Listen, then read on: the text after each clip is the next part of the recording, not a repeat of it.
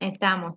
Bueno, nuevamente bienvenidos y bienvenidas a todos a un nuevo encuentro de la Diplomatura en Educación Socioterapéutica en Adicciones. La verdad que muy felices de compartir otro viernes después de un fin de largo, así que nos volvemos a encontrar. En esta oportunidad vamos a continuar con el módulo 4. Recuerden que habíamos iniciado con el profesor Javier Manzano y con el profesor Ariel Bucico. Recuerden que habíamos visto este módulo de comunicación, la importancia de la comunicación en el rol del educador, y bueno, hoy vamos a continuar con el mismo módulo y nos acompaña en esta oportunidad para disertar el director del CREASE, del Centro de Rehabilitación de Santiago del Estero. Él es operador también socioterapéutico y profesor, Mario Corbalán, así que va a estar hoy acompañándonos para continuar con el módulo 4, que tiene que ver justamente, como les decía al inicio, la importancia del rol del educador socioterapéutico y comprender un poquito más el ámbito, ¿no?, en el que se desempeña y de qué se trata. Así que bueno, bienvenido al profesor. Ahí está, no sé si lo pueden ver. Aquí estoy. Bueno, muchísimas gracias. Gracias, Carola, gracias, equipo. Y también, bueno, nuevamente gracias a la Escuela de Formación y a la Universidad por la invitación de formar parte de esta nueva corte, ¿no?, de futuros egresados en formación de esta problemática que es adicciones para el abordaje integral. En esta oportunidad, y si bien sí he estado en contacto sobre los temas que vienen viendo, que se vienen desarrollando hasta este módulo, y que a partir de este módulo ya nos invita especialmente a empezar a integrar estos conceptos desde un posicionamiento específico de lo que es el rol, ¿no? Como bien nos dice el rol del operador socioterapéutico, ¿no? Bueno, la propuesta que traigo en esta oportunidad, voy a compartir el Power. A ver, compartir. Así empezamos. Bien, ¿se ve? ¿Sí? ¿Me dicen, chicas? Sí. Perfecto, perfecto. Bien, perfecto, genial. Como bien les decía, es un poco empezar a integrar los conocimientos de aquí en más, entre lo que queda de los demás módulos, y lo que vienen viendo que son las cuestiones generales, han visto ya herramientas específicas como lo que ha sido en el encuentro anterior acerca de lo que es la comunicación y los metamodelos de comunicación para enriquecer el tema de la asertividad, principalmente en la comunicación interpersonal. La propuesta de hoy, como bien les decía, nos invita a pensarnos específicamente el campo de intervención en el cual posicionaríamos a el educador o al rol del operador socioterapéutico desde la práctica específica para el abordaje integral de las adicciones. Entre la dialéctica de lo colectivo y lo individual. Por ahí parece un título bastante rebuscado, pero es muy abarcativo, pero hace referencia específica a lo que nos compete como elementos de intervención, como instrumentos de intervención, ¿no? Es esta comunicación, es esta construcción justamente de diferentes conocimientos, aptitudes, competencias, herramientas e instrumentos que un facilitador debe poseer para entenderse como un sujeto de intervención ante la problemática, ¿no? En este caso vamos a ver cómo vamos con los tiempos. Mi intención es que podamos desarrollar lo más posibles, pero el objetivo fundamental es que ampliemos en esta oportunidad incorporando una herramienta más, que es la entrevista motivacional. ¿Bien? Como para hacer, ahí está, bien. El título justamente hace referencia al campo de intervención, como le decía, ¿no? Donde oscila el rol del operador. Una herramienta clave que nos permite intervenir e integrar prácticas y conocimientos.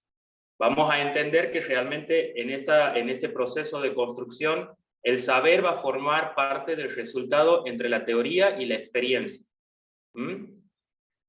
Cuando hablamos de dialéctica entre lo colectivo y lo individual, estamos hablando desde entender que hay un encuadre terapéutico, en este caso es lo que vamos a plantear específicamente, más allá de que la profesión y el rol pueda ser ejecutado en cualquier contexto. En este caso puntual vamos a tratar de enfocarnos sobre lo que sería un marco institucional, un encuadre terapéutico. Estamos hablando de cuestiones macro, a donde hay líneas específicas de trabajo, a donde hay acuerdos institucionales, a donde hay cuestiones justamente específicas.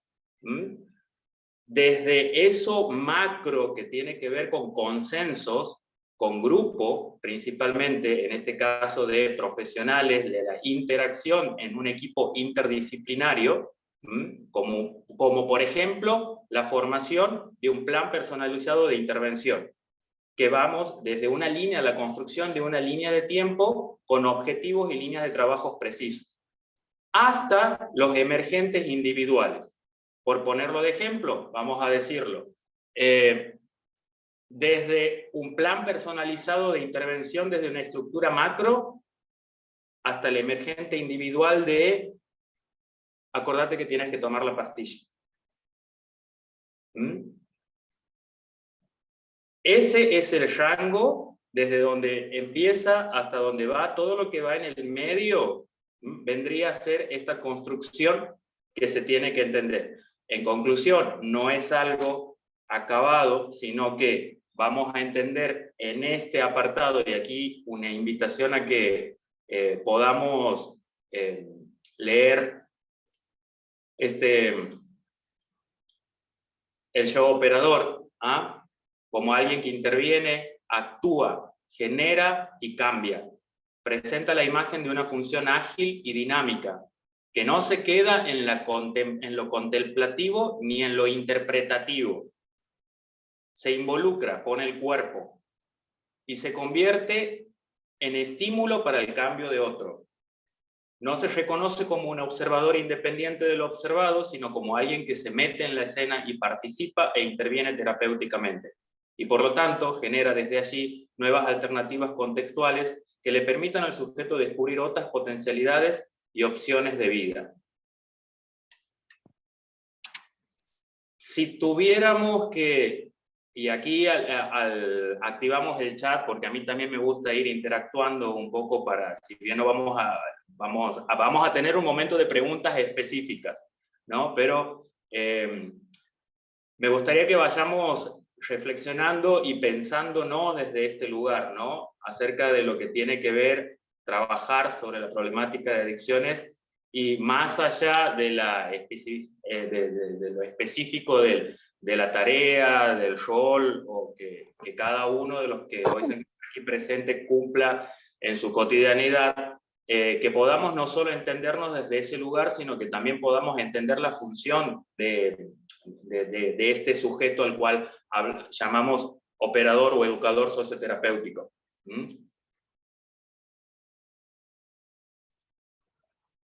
Entonces,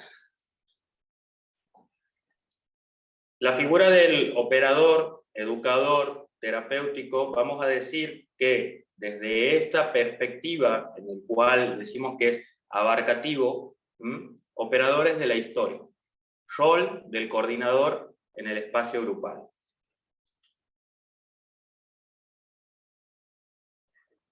El rol del operador en este caso es fundamental en el recibir los emergentes de situaciones procedentes de la cotidianidad y poder leerlos, dilucidarlos, devolverlos al grupo, tamizándolos por los tópicos programados en la planificación y objetivos de las particularidades. Si bien parece un texto bastante complejo cuando lo leemos por una cuestión propia de un lenguaje técnico, principalmente a lo que nos apunta, y en esto reitero la invitación a que podamos ir construyendo nosotros, cada uno de ustedes, una definición de lo que vamos a ir interpretando como el rol, porque no es algo acabado, vuelvo a repetir, sino tiene que ver mucho con la práctica cotidiana de lo que cada uno hace en su hacer cotidiano. ¿A qué me refiero? Un profesor puede ser un operador, por supuesto. Un médico puede intervenir desde un espacio operativo, por supuesto. Un trabajador social, un comunicador social, un profesor de educación física, en fin, cualquier tipo de formación puede adquirir las competencias teniendo en cuenta estas características fundamentales y que son necesarias tenerlas cuando de la problemática de adicciones hablamos, si nuestra intención y nuestro objetivo es realmente formarnos para ser un instrumento de cambio. Bien. En este apartado, y como para que vayamos entendiéndonos, el operador es un espectador activo en primera fila de la historia, de las historias personales de un espacio terapéutico. No solo interviene, sino que convive dentro de un marco regulado que contiene, facilita y a la vez puede obstaculizar también los desarrollos del mismo. ¿Qué nos tenemos que entender aquí? Y cuando hablamos de operadores de historia, ya lo vamos a ir desarrollando, pero me gustaba ponerlo en este momento en primera línea, más allá de que seguro nos ha empezado a surgir muchas preguntas. Quería empezar por este lado para empezar a cuestionarnos, ¿no? A ver, ayer justamente también en una formación, en una capacitación, hablábamos con muchas personas que estaban justamente formándose en lo que es el acompañamiento terapéutico. Y el hecho de que cada uno de nosotros elija y opte por la formación, para todos los que estamos aquí, que son 27 ya, han elegido por decisión y por voluntad formar parte de esta formación, habla de una sensibilidad social y una búsqueda del conocimiento hacia. Eso es importante y es necesario tenerlo para poder trabajar sobre la problemática, para poder hacer sobre la problemática y acompañar a las personas. Pero ¿qué entendemos cuál sería el significado individual que les damos a la palabra acompañar cuando se trata de la problemática o cuando se trata en realidad de este acompañamiento terapéutico que es el rol y la función, en este caso, de un educador terapéutico? Acompañar no es hacer las cosas por el otro. Acompañar no es ir adelante o ir empujando o ir marcando el camino. Acompañar es justamente acompañar el camino y los procesos de cambio de cada persona, entendiendo las singularidades específicas de cada uno, e ir trabajando en la construcción y resignificación de la subjetividad de la persona en este campo de intervención, pero entendiendo que el trabajo específico de esta tarea es el resultado del emergente del trabajo grupal. Es un juego de palabras, pero que tiene sentido cuando nos posicionamos en esto que cumplimos una función como para ponerlo de manera, de alguna forma, cumplimos una función de antropólogos que trabajamos sobre la cultura o las prácticas culturales de un grupo. Cuando hablamos de problemáticas de adicciones, hablamos también de una cuestión cultural, porque los grupos tienen sus prácticas, tienen sus códigos, y esas cuestiones nosotros tenemos que saber entenderlas. Entender no quiere decir justificar. Y trabajarlas tiene que ver con poder mostrar nuevas alternativas, entendiendo las existentes, pero sin forzar y sin guiar a mis expectativas. No es un espectador distante, sino que se involucra, interviene, está presente, y muchas veces esta práctica no va a ser de la manera más idealizada posible. Por eso es que me parecía importante proponer la cuestión de que si bien el entorno es un espacio de contención y facilita, muchas veces se ve obstaculizado. Y esos obstáculos van a aparecer, ya lo vamos a ir desarrollando en lo que continuamos. Van a aparecer porque son propios y son necesarios que aparezcan.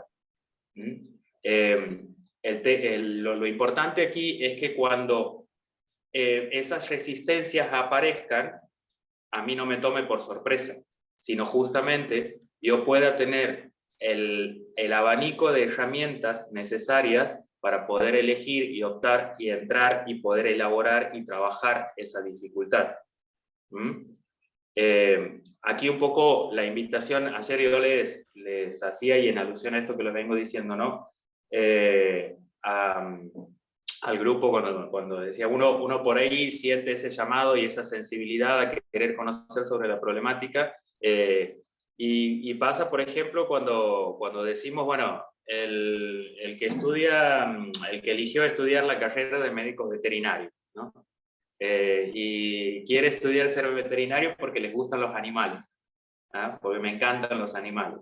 Y sí, buenísimo, pero llega un momento en el que te vas a tener que ver delante de un animal para intervenirlo quirúrgicamente. Y eso también, y esa es la función de quien ayuda, en este caso, a salvar una vida de un animal. Pero si no podemos entender de que esa es la función, entonces el hecho de que a mí me gusten los animales no quiere decir de que tenga que trabajar para el rescate, en este caso, de la medicina veterinaria. ¿Ah? Es poner de algún modo una analogía desde lo que sería el rol del operador. Porque muchas veces dentro de nuestras prácticas nos vamos a topar con cuestiones no solo de la problemática en sí, que en el desarrollo de lo que quedan de los módulos van a ir viendo ejemplos mucho más explícitos, mucho más claros, y que me van a interpelar no solo en la situación y en el emergente, sino que van a interpelar a mi persona y a mi historia de vida. Por eso es importante también el trabajo y el desarrollo personal de uno, para poder realmente tener las herramientas necesarias para trabajar en el campo de lo que es el acompañamiento terapéutico en adicciones. Bien, por lo tanto, entendiéndonos un poco desde este lugar, de lo que hablábamos en esto de el historiador, ¿no? Del tener en cuenta todos estos factores, nuestra función vendría a ser este puente entre las historias personales, desde lo macro hasta lo específico y viceversa. Si bien es una construcción que va y viene, también es algo pendular. Vamos desde lo macro a lo específico, desde lo macro a lo específico, y es una constante. Es una constante, y en esas constantes van a aparecer muchas más. Y esas constantes son las que dentro de nuestra actividad no nos pueden a nosotros tomar por sorpresa. Es más, debemos esperarlas. Bien, los objetivos, por supuesto, en este caso, como puente, es decir, el objetivo final al cruzar o la meta que nos vamos a proponer, es aumentar la autonomía personal, familiar, social y cultural, análisis de necesidades y recursos personales y sociales, objetivos propuestos para la adquisición y o mejora de una serie de conocimientos, actitudes y habilidades, conocimiento de las biografías, valores personales, de sus capacidades, preferencias, entornos, limitaciones e intensidad. Desarrollo de la inteligencia emocional. También. Un poco estos son las necesidades o los instrumentos en principio que hacen al marco general en el cual un operador necesita contemplar en primera instancia para poder de ahí empezar a trabajar con una persona o con un grupo de personas en este caso.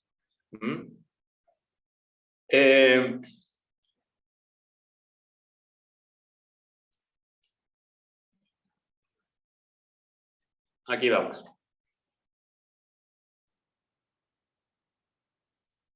Lo colectivo es el detonante, la particularidad es el trabajo. Lo colectivo, cuando hace referencia, y nuevamente, bueno, en esto, si bien en esta oportunidad lo estoy dándolo a modo de introducción, cuando vean específicamente... Mucho coraje, presidente. ¿Ahí se activó el micrófono o estaba preguntando a alguien algo? No, se ha activado. Ah, bien. Lo colectivo es el detonante, decía, ¿no? Si bien en este caso lo vamos a pasar así como a grandes rasgos y ahora vamos a empezar algunas preguntas, no me voy a detener mucho porque lo van a ver en el módulo cuando vean grupo específicamente. Pero como en este caso estamos viendo el rol, es importante que entendamos, porque justamente después van a tener un módulo entero de grupo. ¿Por qué? Porque el grupo es el elemento fundamental de trabajo para la intervención del acompañante, operador, educador terapéutico. El grupo es el elemento de trabajo. Y aquí dirán, ¿qué grupos? Todos los grupos en los cuales una persona se mueve en el transcurso de su vida. Somos personas, somos individuos, pero a la vez necesitamos agruparnos. Obviamente que esos grupos, en cuanto hablamos en contexto de tratamiento de rehabilitación, aquí el equipo trabaja con grupo. ¿Y por qué se trabaja en grupo? Justamente porque es de donde van a emerger las dificultades, en estos casos vamos a ponerlo de dificultades, la cual el interventor, las personas y el equipo tiene la obligación, entre comillas, de capitalizar esos emergentes para ser elaborados, trabajados, resignificados y darles un cauce. A ver, lo traduzco desde por ahí cuando estamos con ejemplos claros y un poco más cotidianos, si bien no son determinantes, pero me gusta ponerlo de a modo de ejemplo. Cuando pensamos en un tratamiento de rehabilitación o en un centro de rehabilitación, muchas veces el imaginario lleva a pensar de que sí, ahí van porque los tienen ocupados, ¿no? Y piensan que la tarea que tiene una función específica, junto con los objetivos, las tareas grupales cumplen una función de mantener enfocado a las personas para que no piensen en consumir. No. El trabajo grupal y el grupo es el elemento organizador de un espacio terapéutico, por lo tanto es el elemento principal del trabajo psicoeducativo terapéutico, porque la interacción, en la convivencia, en el vivir con, es a donde los elementos emergentes propios de esta historia de vida de la que estamos hablando, que, como ustedes saben, la problemática de adicciones es multicausal, es decir, no hay un factor, sino que es la suma de factores dentro del proceso evolutivo de una persona que ha desencadenado y ha terminado en las adicciones. Bien, entonces, cuando uno tiene eso de lo colectivo, el grupo, que es la herramienta, es a donde estos elementos subjetivos, personales, singulares, van a emerger. Y eso que emerge es lo que el operador trabaja. Mario, bueno, Sí. aquí por ejemplo, Romy pregunta, que me parece que un poco también ibas contestando ahí, ¿siempre emergen dificultades desde el grupo? ¿No pueden partir ciertas soluciones también? Y me Por parece como que supuesto. ibas contestando. Sí, es que una cosa lleva a la otra, obviamente. Lo que emerge y la función de intervención tiene que ser a la búsqueda de soluciones. Pero a la búsqueda de soluciones individuales, más allá de lo colectivo. ¿A qué quiero decir con esto? Lo colectivo es el detonante, sí. La particularidad es el trabajo. La idea es que se capitaliza el emergente, se trabaja desde la singularidad, buscando un consenso grupal, pero respetando los acuerdos individuales, es decir, las conclusiones individuales. el trabajo en este caso, la tarea de la intervención, no es decir cómo, sino proponer soluciones más ecológicas y saludables. Para que la persona misma pueda encontrar sus alternativas. ¿Tiene sentido lo que digo? Mira, por ejemplo, dice, Laureano dice, emerge el problema individual y se lo trabaja desde lo grupal. De ambas. Ajá. Ambas. Bien. Porque justamente hablamos de esto de, cuando hablamos entre la dialéctica de lo colectivo y lo individual. Lo colectivo y lo individual es una construcción. Esa construcción que se produce en esta comunicación constante, ese es el trabajo, esa es la tarea, esa es la función. Ese es mi lugar, ahí es a donde yo estoy. Y para poder estar en esto que van preguntando y que me parece genial, de lo individual a lo colectivo, de lo singular a lo general, de lo particular a lo que sí, muchas veces va a ser de una forma u otra, porque el grupo va mutando. Y dentro del grupo, las singularidades y las particularidades de cada persona con su historia de vida, con sus objetivos, con sus formas, con sus tiempos. Y cuando hablo de tiempos, no solo de tiempos personales, sino también de sus tiempos dentro de un proceso de tratamiento. No es lo mismo una persona que tiene 6 meses a una persona que ha comenzado. Y poder manejar esos aspectos también.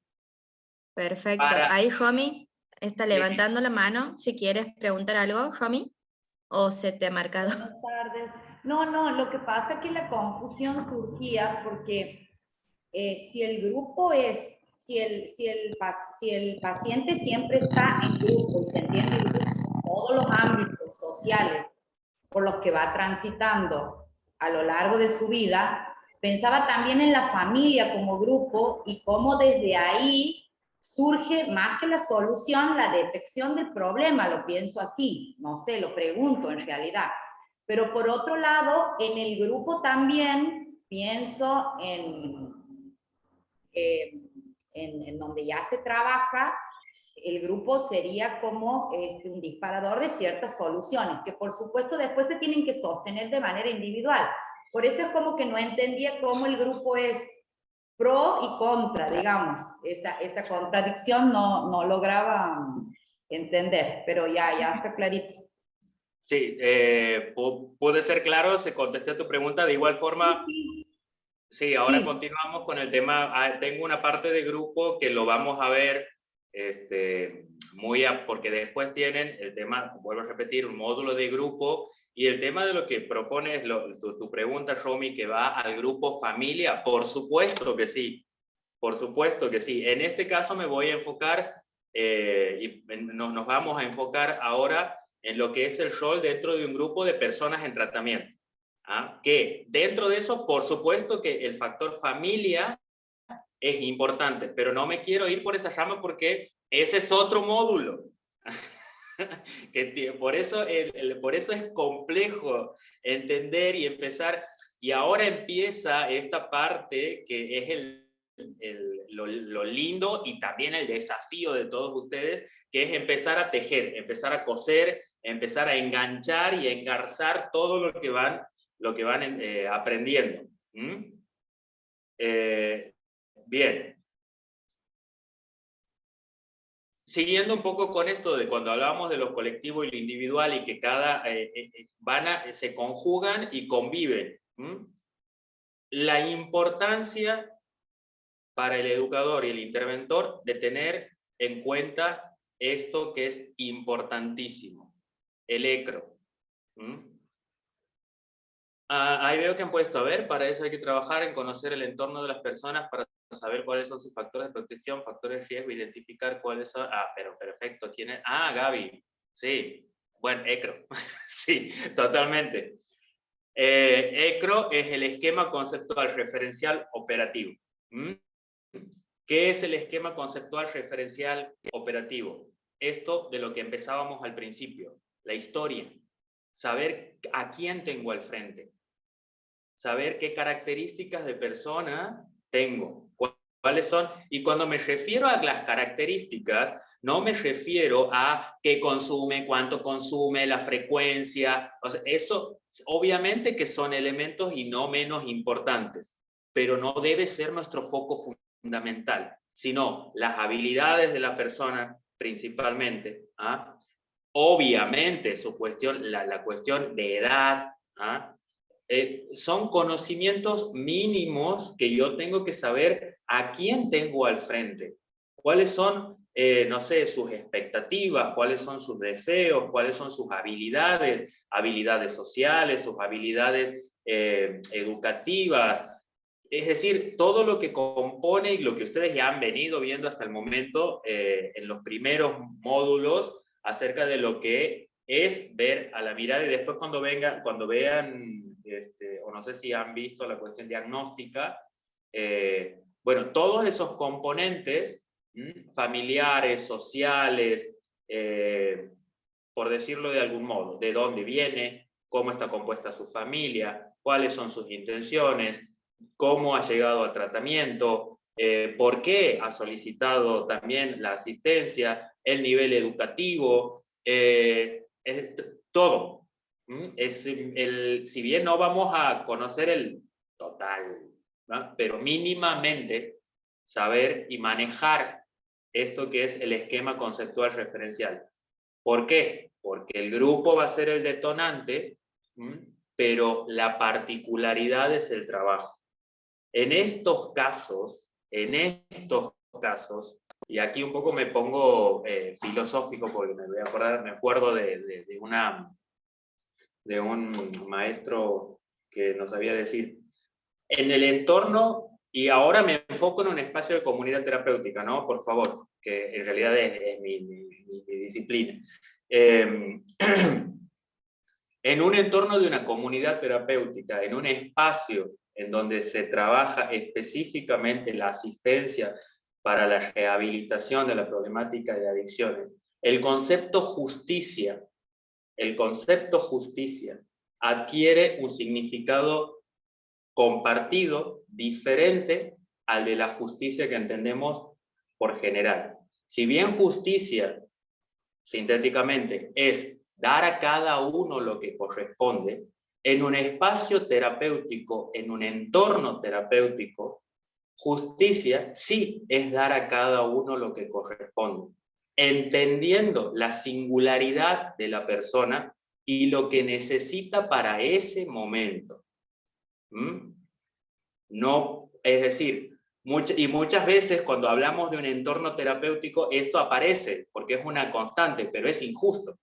¿Ah? Es injusto porque si tuviéramos que realmente ponernos y usar el mismo término de justicia, lo que entendemos por justicia, vuelvo a repetir y hago hincapié en entorno terapéutico, ¿no? Por favor. Tendríamos, para ser justos, tendríamos que tener en un espacio de comunidad terapéutica una máquina del tiempo y en cada caso poder llevar a esas personas a la historia hacia atrás en el momento en el que necesitaban quizás un límite, que necesitaban cuestiones, no sé, con millones de cosas que han desembocado en eso que es al final la problemática de adicciones. Entonces... Perdón, no te quiero sacar del tema, pero cuando hablas del término justicia, me parece que es un dato también para entender en qué posición de responsabilidad subjetiva está el joven, ¿El operador, te refieres? O sea, me parece un dato importante, y si dices que es un término que aparece constantemente, porque el hecho de que vos consideres que te pasa algo que es injusto en algún punto me está diciendo de que no puedes hacerte cargo de las decisiones que has tomado hasta el momento, y en ese punto encontrar herramientas que poder donar al joven para que pueda salir. Yo digo joven, digo chico, digo, bueno, quien fuere, que necesite. Sí, totalmente, Romina. A lo que apunto con esto de que sí es verdad, que obviamente, más allá del significado individual de las personas en tratamiento del concepto, aquí a lo que me voy es al significado que se tiene que tener en un entorno.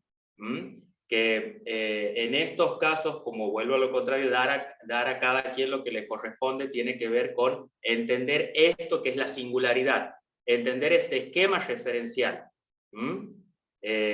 Y quizás, y sí, para uno va a ser una cosa y para otro va a ser otra, ante una misma situación. Pero porque necesitan cosas distintas. Porque quizás esta persona sí ha desarrollado la capacidad de tolerancia y espera, pero esta no. Entonces, con esta persona trabajaré una cosa y en esta persona me enfocaré con otras herramientas, pero el detonante ha sido el mismo. ¿Me explico lo que quiero decir? Sí, bien. Por eso es importante tener en cuenta estas cuestiones y entender este espacio y cómo, cuál es el lugar en el que nos posicionamos. Y también, obviamente, la responsabilidad que implica eso, ¿no? Porque en estos casos nos estamos entendiendo y nos tenemos que entender como instrumento de intervención para... Es una instrumentación que no tiene que ver con mis expectativas, con mis deseos para la persona. Porque yo puedo tener las mejores intenciones y las mejores expectativas y objetivos para la persona, pero quizás no tiene nada que ver con lo que la otra persona quiere o desea. Es más, quizás el otro ni siquiera sabe qué desea o cuáles son sus habilidades.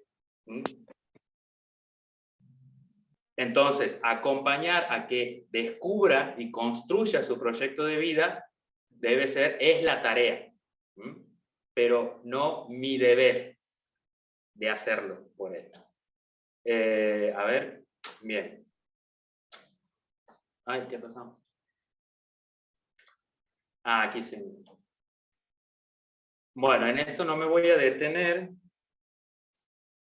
porque ya lo van a ver cuando vean grupo en profundidad. Esto también lo van a ver cuando vean grupo en profundidad, pero así medianamente como para cerrar lo que veníamos diciendo respecto a esto, los discursos de los valores elevados, el eliminador de los problemas, trabajar estas cuestiones personales con respecto a los objetivos que yo me propongo para las personas. ¿Es necesario entenderme como un instrumento de cambio? Sí, por supuesto, pero tratar de vaciarme dentro de lo que sería el entenderme como un elemento de intervención y de acompañamiento. Sintéticamente, yo no estoy para salvar a nadie. No es la intención, porque si yo me coloco en ese lugar, estoy asumiendo esta cuestión del héroe y la víctima. Y no soy un héroe y tampoco son víctimas. Estamos para construir. Porque cuando se asume el rol desde ese lugar, corremos el riesgo de perder de vista necesidades y particularidades individuales y nos posicionamos simplemente en la técnica y creemos que esa es la guía. No, es una herramienta. Las técnicas son herramientas que yo puedo usar, ir cambiando, van a mutar, usaré una misma 20 veces, después la dejaré de usar y vuelvo a repetir, dando a cada uno lo que corresponda, pero no entendiéndome desde este lugar de salvador, ¿no? Por eso hablamos del término de integración funcional, tiene que ver con esto, de poder integrar los elementos para una funcionalidad, y esa funcionalidad justamente es la mía como sujetos de intervención. Igual lo van a desarrollar en profundidad en otro encuentro. Vuelvo a repetir que el objetivo de este encuentro es poder empezar a cuestionarnos, ¿no? Empezar a a revisar esas cosas más entre función, tarea, facilitador, cómo me siento con esto que me van diciendo, me veo capaz, ¿no? Cómo lo aplicaría, o quizás ya lo estoy aplicando y no me doy cuenta. ¿Preguntas? O, no sé, conclusiones, sugerencias, propuestas. Si alguien se anima, al chat o a hablar, bienvenidos. Estaría bueno, no sé si me permites, Mario, porque también sabemos que tenemos varios compañeros y compañeras que tal vez sus trabajos también se tratan de trabajar con grupos. Sé de algunos compañeros aquí que su labor es estar, no tal vez con grupos terapéuticos propiamente dichos, pero sí con grupos, no sé, trabajo con grupos con adolescentes, trabajo de grupo con grupos de deporte, lo que quisieran aportar, porque también está bueno, digo, poder reflexionar y poner, para ver cómo vamos entendiendo, digo, me parece que está bueno poner ejemplos. Para mí el ejemplo es lo mejor para entender la teoría, o si alguno tiene dudas con respecto a lo que se viene hablando, creo que es la oportunidad como para aclarar. Sí, la invitación sí, porque sí hay muchos, porque lo sé, que hay muchos que trabajan ya y tienen contacto con grupos en estas características. Si por ahí se les ha cruzado algún ejemplo, algún aporte, algo que para enriquecer también a quienes todavía no se encuentran en este camino, y también es una forma de ayudar, y a quienes están realizando y quizás no se dan cuenta que lo están haciendo, poder fortalecer estas acciones, ¿no? Que son tan buenas. Lucio, ahí está levantando la mano. Perfecto, Lucio. Sí, Mario, recién pensaba como en un ejemplo de comunidad terapéutica para esto del trabajo del grupo, digamos, de lo general o del emergente grupal a lo individual. Por ejemplo, una situación, los chicos ahí, digamos, están en áreas como de cocina, digamos, hay grupos de chicos que trabajan con ese oficio, digamos, esas habilidades. No sé, Juancito robó una manzana, ¿verdad? Eso es transgresión, lo que se llama, no se puede hacer. Pepito, que también está en cocina, lo ve, pero no se anima a enfrentar a Juancito y marcarle. Menganito lo ve del otro lado y él se enoja, se molesta muchísimo, lo quiere pegar, etc. El que no se anima a decir va y le avisa al operador. El operador ahí en el grupo de 3 neutraliza la situación, que lo decía Mario, el impulso, el enojo, la agresión, y se calma la cuestión, digamos, se separa. Después el trabajo individual capaz sería ver por qué Menganito ante la situación no ha podido marcarle al compañero, o sea, la falta de presencia, autoridad de marcación de límites. El compañero que se ha enojado muchísimo, que ha querido reaccionar agresivamente, se puede trabajar desde el impulso, esa agresión, qué significa para él que el otro robe la comida, por qué le ha molestado tanto. Y este último, trabajar desde eso, desde la transgresión, desde la falta de límites. O sea, en eso pensaba un poco desde el primer trabajo grupal, de eso de neutralizar de esta situación emergente, digamos, y después lo que significaría lo individual para cada uno de los 3, desde su punto personal o individual en la situación. Genial. No sé Y la construcción colectiva después, porque ahí has ido desde lo colectivo a lo individual, y el grupo tiene que volver. Y después, digamos, se puede volver a armar un grupo de trabajo y ahí capaz un poco buscar alternativas con las herramientas terapéuticas que se pueden utilizar. Remarcar un poco esto de levantar la situación al operador o marcarle al compañero, que son como herramientas que se utilizan en el grupo en sí. La forma de hacerlo, la comunicación, la socialización, integrar el grupo de vuelta, digamos, en los roles o los límites de esa área. O sea, ya más volviendo a lo grupal. Y bueno, después trabajo individual. Perfecto. Muy bien. Ahora entiendo por qué dicen que el grupo es de donde parte la problemática. En el ejemplo de Lucio, que está ahí, digamos, ahora entiendo a qué se refieren. Perfecto. Totalmente, totalmente. ¿Y algún ejemplo, no sé, creen que esto podría adaptarse a un aula? Quizás. No sé si hay algún profe, alguna maestra, algo que pueda ocurrir esto donde... Es decir, en todo grupo humano van a ocurrir estos fenómenos. Y deben ser abordados. Es importante, obviamente, que podamos tener las competencias. Aquí no estamos, por eso digo que no estamos hablando de cuestiones, si bien en esta oportunidad y lo que nos convoca es el tema de la problemática de adicciones, saber que no es ajeno a una realidad, a una constante social, cultural y histórica. ¿Ah? Sí, claramente, y, no estoy hablando de mejores ni peores, sino de cosas distintas. ¿Ah? Y a trabajar sobre específicamente personas que tienen o que están transitando por un proceso de rehabilitación o que transitan por el consumo de sustancias, tienen características particulares propias de la problemática.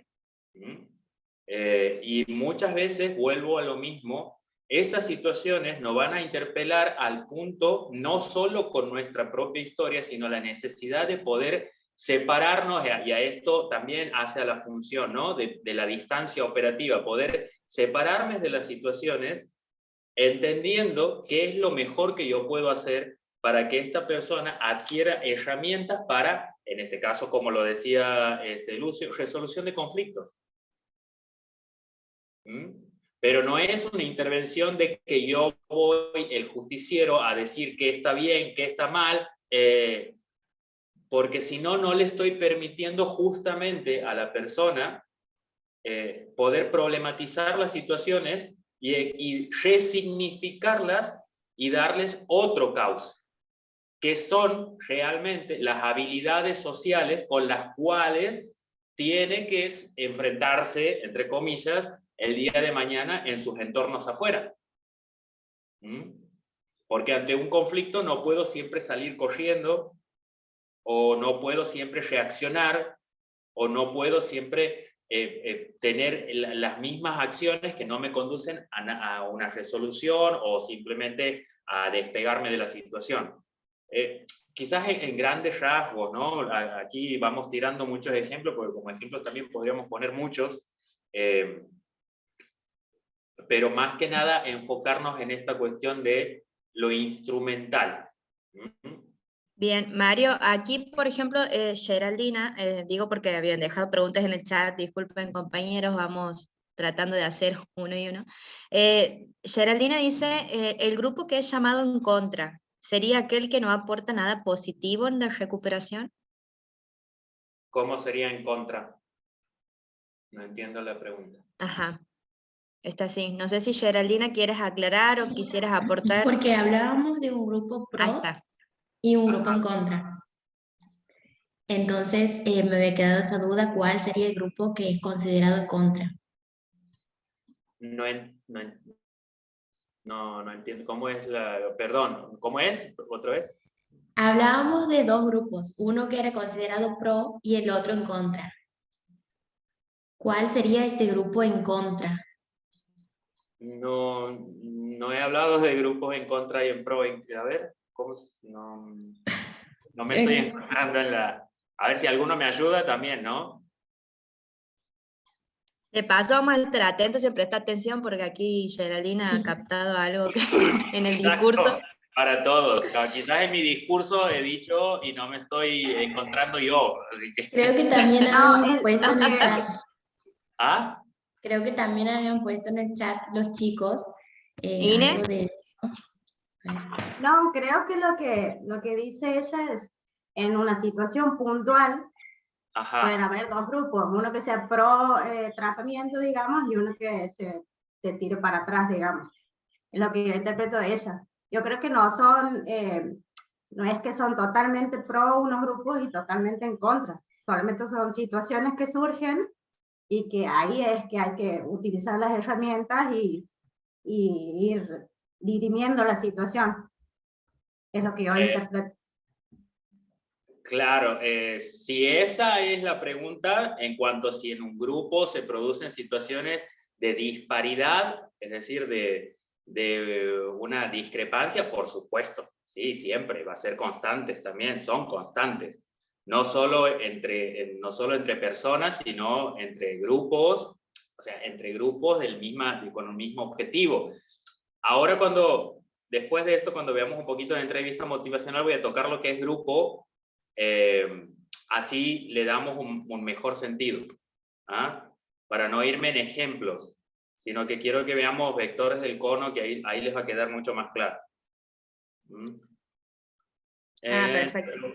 Sí, sí, dice Milagros que ella, sí, creo que se refiere a eso, cuando hablaron de que el grupo actuó como facilitador o en contra, pero refiriéndose al mismo grupo, sí. Gracias, Mili, perfecto. Sí, perdón, no tenía que decir eso. Me gustaría saber... sí, ¿Qué? ahí. Sí, No, lo mismo creo que ibas a leer. Sí, estoy leyendo justo aquí, se me ha abierto el chat. La diferencia entre acompañante terapéutico, ST y educador socioterapéutico. En realidad, ¿quién es? Carolina. A ver, en principio son lo mismo, en esencia, pero tienen abordajes distintos. Un operador socioterapéutico es aquel que se enfoca y específicamente en un contexto de encuadre terapéutico institucional, que tiene un marco que lo regula de algún modo y su formación es específica en adicciones. El educador puede estar en cualquier contexto, en el club, en la escuela, posee las herramientas necesarias para poder contener, orientar y derivar, motivar. Y el acompañante terapéutico, bueno, eso es específico de lo que hace, ya es mucho más amplio. Ayer justamente hemos estado con un grupo de acompañantes terapéuticos hablando un poco sobre lo que era acompañamiento específico en la problemática de adicción. Pero en esencia vendría a ser esto, es como una cuestión como vuelvo a decir, acompañar, ir a la par.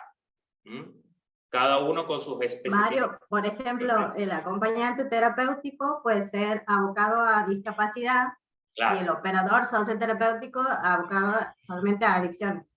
Por ejemplo. Exactamente. Disculpa, Mario, una pregunta.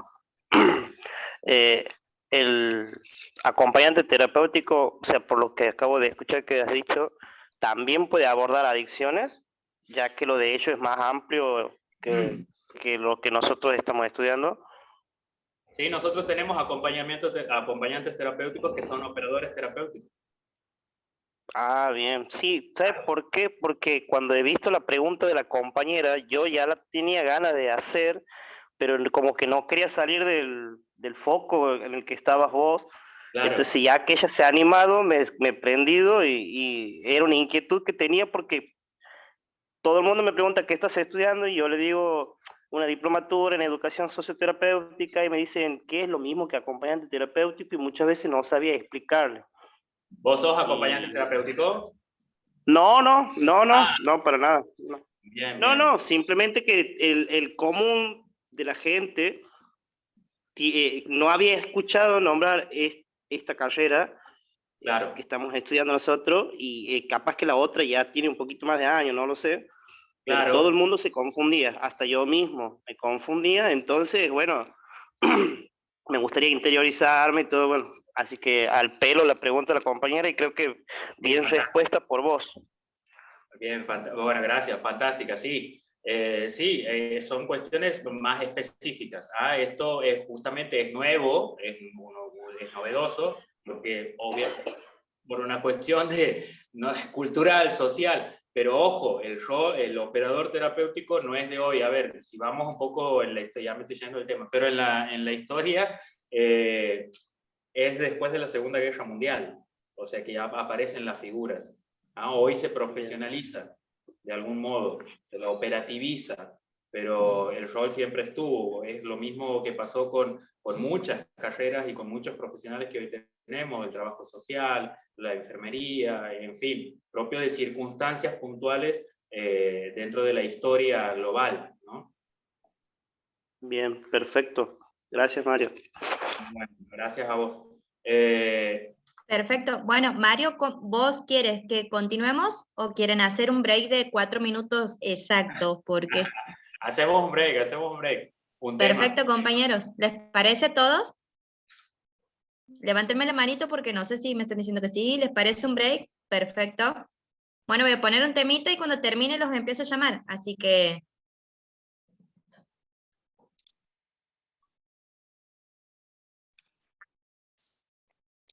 Bien. ¿Estamos? Estamos. Perfecto. Perfecto. A ver, bueno. Entendiendo hasta aquí, esperando haber sido claro, y seguramente va a haber muchas preguntas que después estaría bueno evacuarlas. Se ve el power, ¿no? Estoy compartiendo. Sí, se ve. Perfecto. En este caso, entendiendo cuál es nuestro espacio de trabajo, que es amplio, una de las herramientas con las que vamos a contar es la entrevista motivacional. Una de las herramientas. ¿Bien? Lo importante de entender la diferencia entre técnica y herramienta, que en este caso vamos a ver la entrevista motivacional, y me interesa que quede un poco clarificado, es que no es una receta. Una receta es una técnica que me dice paso a paso lo que yo tengo que hacer para poder lograr un resultado. La entrevista motivacional es una herramienta, es algo que yo puedo usar, es una constante, por supuesto que son elementos constantes, pero que va a ir cambiando, mutando, y es un recurso que no necesariamente es una cuestión de escritorio. ¿Qué quiero decir? No tengo que estar sentado en posición de coloquio, entrevista, para poder utilizarla, sino que lo puedo utilizar en cualquier ámbito en el que uno se desempeñe. Lo puedo hacer mientras estoy cocinando, mientras estoy limpiando, mientras estamos haciendo huerta, mientras estamos haciendo deportes, mientras estamos haciendo cualquier tipo de actividad. Es una herramienta a la que yo puedo recurrir, y en este caso a la que debo recurrir para poder trabajar e intervenir en mi accionar, en mi práctica. Motivar no es una actividad mecánica ni mesiánica, un poco a esto de lo que hablábamos hace rato sobre el rol, ¿no? Sino motivar es generar un espacio, un estado de disponibilidad. Es decir, que el sujeto esté en una apertura para. La entrevista motivacional nos ofrece aquí 5 principios generales que tenemos que respetar. Uno es expresar empatía, es una constante. Si bien aquí lo van a ver, y en lo que es entrevista motivacional se encuentran ordenados de esta forma, es por una cuestión técnica, pero esto de expresar empatía debe ser una constante, nuevamente, como digo, ¿no? Partiendo desde el punto de que vamos a decir que es una participación afectiva con una realidad ajena a la mía. Esto un poco de lo que decía, tener en cuenta la historia, las características y las particularidades del sujeto. Crear discrepancia. Un poco haciendo alusión a las preguntas que surgían hace rato acerca de qué es lo que pasa cuando, y sí, la discrepancia va a ser una constante, dentro de la cotidianidad. Nos ocurre en nuestra vida cotidiana y son constantes. En un contexto de tratamiento para la rehabilitación de adicciones es una constante permanente. Es esa falta de acuerdos, de aceptación ante una misma situación o ante una decisión. Pero en esto vuelvo al punto de no enfocarme en mis expectativas, sino generar una increpancia, es decir, que la misma persona se cuestione en su misma situación o de sus decisiones. Un poco haciendo, y aquí tomo, y el objetivo también de lo que les decía cuando arrancamos, que a partir de ahora ya hay que empezar a entrelazar los conocimientos. En el encuentro anterior con los profes han visto metamodelo de lenguaje, y han visto acerca de las formas y de todo lo que tiene que ver con la utilización del lenguaje para intervenir, y en esto crear una discrepancia que seguro lo han visto, y aquí, bueno, díganme, no sé por qué se me desactivó todo, a ver, perdón. Esto es sacado porque no estoy viendo. Ahora sí. No estoy viendo, no veía el chat, no veía nada. Y se ve, ahora proyecta, pone en presentación, se ven todas las diapos. Ahí está. Ahí. Para ver. ¿Se ve? Ahí te digo. Va a demorar unos segunditos. No sé cómo ven los demás, veo con diapositivas. Tal vez no sé si todos ven lo mismo. ¿Sí que no? Sí. Lucy me dice que sí.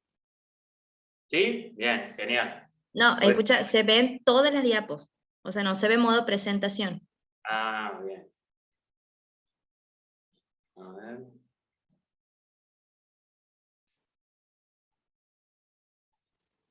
Ahí. A ver. Ahí está perfecto. Ah, De bien. 10. Se me había borró todo, estaba viendo solamente el Power, hablando solo, me sentía solo. Bueno, cuando les decía que en el encuentro anterior ustedes han estado viendo metamodelo de lenguaje y acerca de cómo las preguntas que desafían al lenguaje, ¿no? Si se acuerdan. Por ejemplo, crear una discrepancia con las mismas circunstancias de la persona, uno de los detonantes dentro de los recursos que nosotros como facilitadores podemos tener es ¿y qué pasaría si? ¿Y qué pasaría si no? Y que sea la misma persona quien haga sus propias evaluaciones para la toma de sus decisiones. ¿Para qué? Para que las consecuencias de esas mismas decisiones sean hacia el mismo sujeto quien tomó la decisión. No que sea mi responsabilidad de las consecuencias de las decisiones que yo les dije qué es lo que tenía que hacer. Por eso es necesario, dentro de los principios de la entrevista motivacional, que es acompañar a las personas a que tomen sus propias decisiones, a que acepte o no, y en sus tiempos, en sus modos, con lo que tenga, con lo que pueda, hasta donde pueda, pero que sean sus decisiones. Claramente, mi objetivo va a ser que esta ambivalencia se dé, esté presente, proponiendo alternativas distintas, por supuesto. ¿Y qué pasaría si? ¿Y qué pasaría si no? Por eso tomo lo que vieron en el encuentro anterior, y si no, a repasar y a leer acerca de preguntas que facilitan estas cuestiones. Bien, evitar las discusiones, por sobre todo. Cuando la resistencia aparezca, que es un fenómeno que va a aparecer, que debe aparecer dentro de lo que son las interacciones, siempre tenemos que evitar la discusión. Cuando la resistencia aparece y empiezan a aflorar estas resistencias, es el momento de cambiar de opción. Y no simplemente a yo ponerme en el lugar de esto, de discutir. O sea, no es mi creencia por sobre la del otro. No es mis expectativas por sobre la del otro y yo no tengo la verdad absoluta. Entonces siempre es importante tener en cuenta esto, evitar las discusiones. De esa manera, teniendo en cuenta estos tres principios, logramos o favorecemos, aumenta la probabilidad de darle un giro a la resistencia. Vuelvo a repetir, es una herramienta, no es una receta. No quiere decir de que yo he hecho estos 3 pasos y aún así sigue con resistencia. No es una receta. Aumenta la probabilidad de que la resistencia desaparezca o cobre otra forma. Quizás un poco más amigable y quizás un poco más ecológica, en la cual a mí me permita seguir construyendo y elaborando alternativas y posibilidades.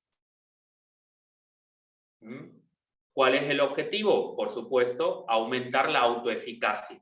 ¿Qué quiere decir? Aumentar la autonomía del sujeto a la construcción de sus propias decisiones y al poder evaluar también las consecuencias de esas decisiones. Estos son los principios generales de la entrevista motivacional. Después, obviamente, ustedes lo van a tener que leer en todo lo que es la bibliografía. Yo sigo avanzando porque el tiempo es tirano. ¿Cuáles son los principios? Estos principios de la entrevista motivacional tienen su base en la motivación al cambio, en la rueda de motivación al cambio. ¿Qué es lo que nos propone Prochaska y Di Clemente?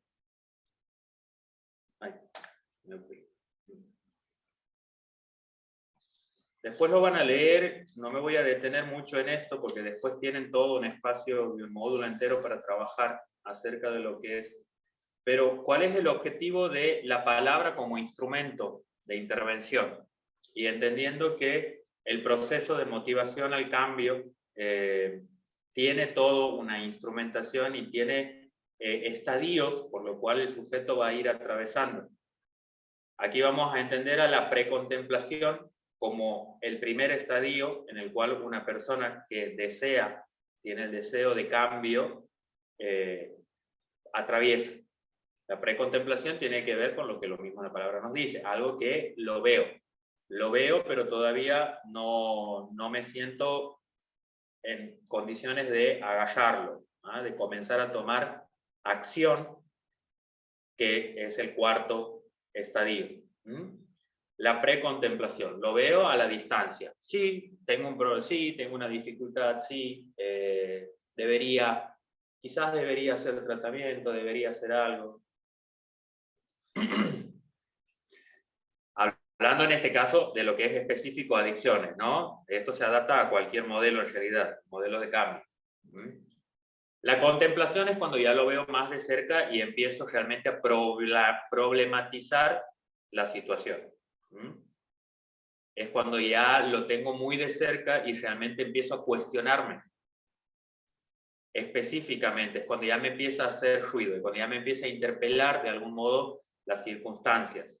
En este caso, la problemática de adicción.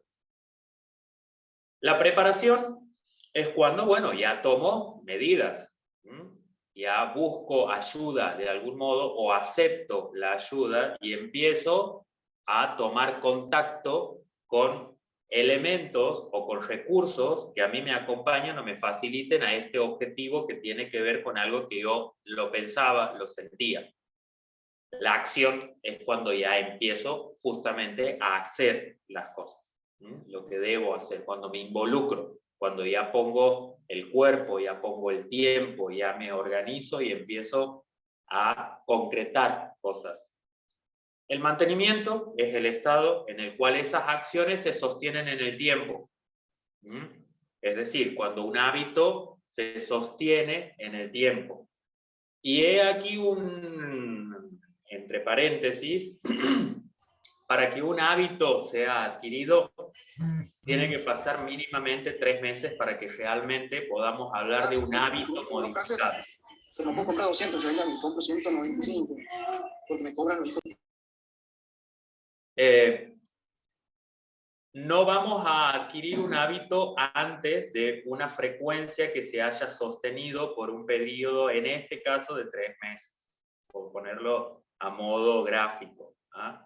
A ver, por eso antes de entrar a la recaída en sí, y si bien en este caso voy a poner un ejemplo de una persona que inicia un proceso de tratamiento, la recaída no hace alusión específicamente al consumo de sustancias, ¿ah? Sino la recaída cobra muchas formas. Ahora lo voy a poner a modo de ejemplo, una persona que comienza un proceso de tratamiento. Bueno, entendiendo la precontemplación, sí, me dice mi tía, me dice mi mami, me dice mi papá, mi hermano.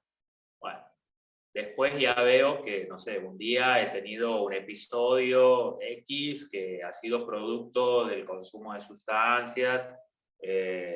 Entonces asumo la responsabilidad y digo, sí, la verdad que tengo un problema, necesito ayuda. Voy, contemplación. Voy, acepto la ayuda de quienes me habían dicho, recurro a mi familia, necesito ayuda, quiero empezar a hacer un tratamiento. Bien. Vamos a un centro, vamos a un especialista, vamos a todo, bien, llegamos a un centro de rehabilitación. Acción. Bien, tengo las primeras entrevistas, comienzo a transitar el proceso, empiezo a tener contacto con los terapeutas, empiezo a poner en acción las cosas, empiezo a incorporar herramientas, a modificar hábitos, empiezo a llevarlos adelante en mi cotidianidad, a comunicarme mejor, bueno, lo mantengo. Resulta que mantengo eso por 3 semanas. Y de golpe, ¡pum!, voy y consumo. ¿Es una recaída? Todavía no, porque no ha habido un mantenimiento suficiente y constante para que hablemos todavía de una recaída. Ahora, es una recaída en términos específicos de lo que hace al consumo de sustancias. Eso quiere decir que esta espiral, y digo espiral porque en realidad es una espiral, aquí se lo muestra de forma circular, y es espiral porque continúa.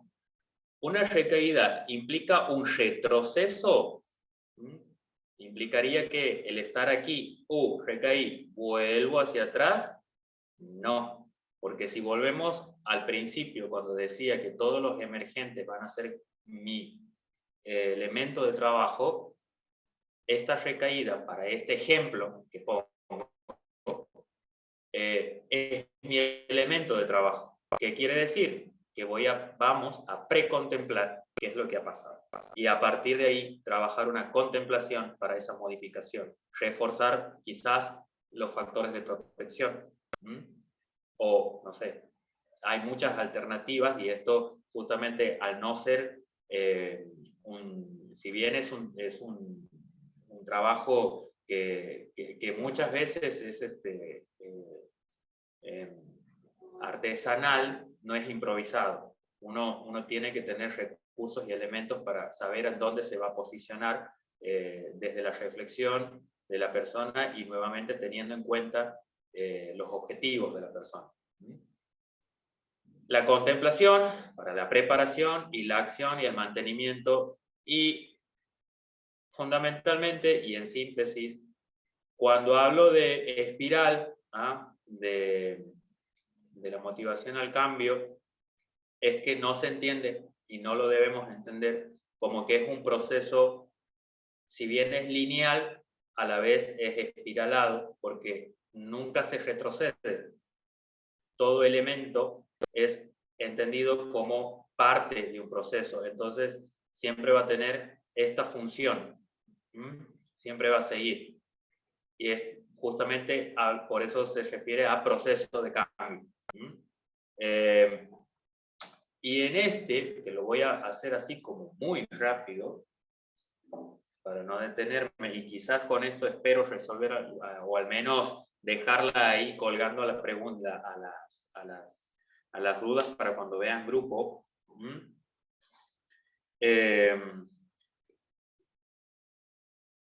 acerca de cómo funciona un grupo de trabajo. Los vectores del cono que tiene que ver con las organizaciones grupales. El primer escalón o el primer estadio, vamos desde abajo hacia arriba, es la filiación. Continuamos con la pertenencia, la pertinencia, la cooperación, la comunicación y el aprendizaje. Lo pongo y lo desarrollo rápido a modo de ejemplo, siguiendo este ejemplo paralelo que tenemos aquí, que es el modelo de cambio. Contemplación, sí, voy a comenzar. Se me fue, ¿qué he hecho? Ahí está. Quiero comenzar un proceso de tratamiento, entonces voy, contemplación, llego al espacio, formo parte del proceso, del espacio que esté disponible del grupo, ¿no? Llego a un centro de rehabilitación, preparación, filiación. Estamos en este estadio. Me afilio al programa terapéutico, preparación. Perfecto, bien. La afiliación tiene que ver con eso. Todo grupo tiene una característica de filiación. En este caso, por ejemplo, todos los que estamos aquí presentes formamos parte de la diplomatura en educación socioterapéutica para las adicciones. Estamos afiliados. Cada uno de ustedes está por voluntad propia, quiero creer. Ustedes por voluntad propia han decidido afiliarse a este grupo. Entonces, todos estamos afiliados a la no sé qué número de corte de la diplomatura. Bien. Pertenencia es si me siento parte. Es decir, me gusta, no me gusta. En lo que voy, en este caso, por ejemplo, del proceso en el cuarto módulo, tiene que ver conmigo, es lo que esperaba, no. Bien. Pertenencia dentro del espacio terapéutico. Ya quiere decir en el momento de acción. Me siento parte, me gusta lo que estoy haciendo, tiene que ver con mis objetivos, he encontrado lo que venía a buscar. Pertinencia, el lugar que ocupo dentro del grupo. Aquí cada uno tiene su lugar, en el grupo de la diplomatura, por supuesto, es el lugar que ocupo. En un aula siempre están los alumnos, está el molesto, está el que siempre llega tarde, está el que saca buenas notas, está el profesor, cada uno ocupa un rol específico dentro del grupo, y dentro de los estadios de cambio también van a ver en los mantenimientos las formas y quienes ocupan cada lugar. Está el que recién ha ingresado, está el que ya lleva mucho tiempo, está el operador, está el que siempre, cada uno tiene ese lugar propio dentro de un grupo. La cooperación tiene que ver con las actividades, con los objetivos en conjunto. Aquí todos tenemos un objetivo que es finalizar y tener mi certificación en acompañamiento terapéutico para las adicciones. La comunicación es el resultado de esa convivencia, de esa interacción del grupo. Y el aprendizaje es el resultado de esa convivencia. Es decir, lo que yo voy a aprender de mi par, lo que yo voy a aprender de esa interacción. Bien. Si tenemos que superponer estos dos, y aquí vuelvo, lo colectivo, lo individual, lo colectivo, lo individual, que es el tema detonante de este encuentro. Lo colectivo a mí me va a dar los elementos de trabajo para trabajar lo singular. Aquí tengo una persona y pensemos que dentro de este cono tenemos 10 espirales distintos que comienzan. Empiezan a trabajar y aquí tenemos los 10 que van girando, girando, girando, girando. Bueno, viene Pepito, sí, vengo porque quiero cambiar, la verdad que he estado pensando, X, mi familia, ya no quiero seguir haciendo lo mismo. Bien, buenísimo, Pepito. Vas a venir a partir de mañana a las 10 de la mañana, te esperamos para que empecemos a trabajar. Sí, sí, mañana estoy. Pepito viene a las 10 menos cuarto y hasta aquí. Bien, entra a trabajar con el grupo. Bueno, lo presentamos.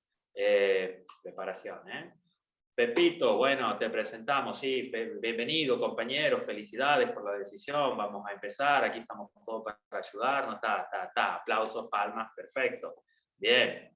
Pepito, vas a ser el hermano menor de Juancito. ¿Ah? Él ya tiene mucho tiempo aquí trabajando, él ya viene haciendo bastantes cosas, ya conoce la casa, entonces te va a enseñar las cosas que aquí hacen, te va a acompañar para que no te sientas solo, así que él va a ser tu hermano en este primer tiempo.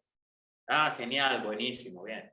Preparación todavía, ¿eh? Y ya estamos aquí, pertinencia, el lugar que ocupaba. Bien. Bueno, vamos a la acción, a la cooperación. Bueno, Juancito, vení, vamos a la huerta. Vamos a ir a sembrar. ¿Qué? A mí no me han dicho que yo tenía que venir a hacer esas cosas. Yo no sabía. El telé es la resistencia. Es el fenómeno que va a aparecer. A modo de ejemplo. Pero siempre en las etapas de acción, con cualquier tipo de acción, y estas acciones van a ir mutando en el proceso de cambio, van a aparecer cuando haya estímulos distintos y diferentes a los esperados. Ah, no, a mí no me han dicho eso, que yo tenía que venir a hacer eso. Lo pongo de ejemplo, ¿no? Vuelvo a repetir. Entonces, aquí ya no hay un mantenimiento, aquí ya hemos pasado para acá, más o menos. Entonces, es el momento de capitalizar nuevamente, vuelvo al principio, este fenómeno de resistencia. Entra la figura de la intervención terapéutica para precontemplar qué le está pasando a Pepito. ¿Por qué no quiere hacer las actividades? ¿Qué pasa? Y volvemos. Y a través de la entrevista motivacional, de los recursos y los instrumentos de la entrevista motivacional, lo comunicacional, y todas las herramientas que en el encuentro anterior las han aprendido y en este caso las estamos profundizando, son los recursos que yo voy a tener para poder trabajar esta resistencia de Pepito.